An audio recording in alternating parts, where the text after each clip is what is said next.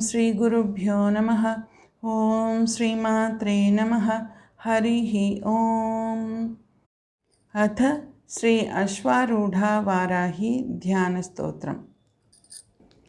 रक्तामश्वाधिरूढां शशिधरशकलाबद्धमौलिं त्रिनेत्रां पाशेनाबध्य साध्यां स्मरशरविवशां दक्षिणेनानयन्तीं हस्तेनान्येन वेत्रं वरकनकमयं धारयन्तीं मनोज्ञां देवीं ध्यायेदजस्रं कुचभरनमितां दिव्यहाराभिरामाम्।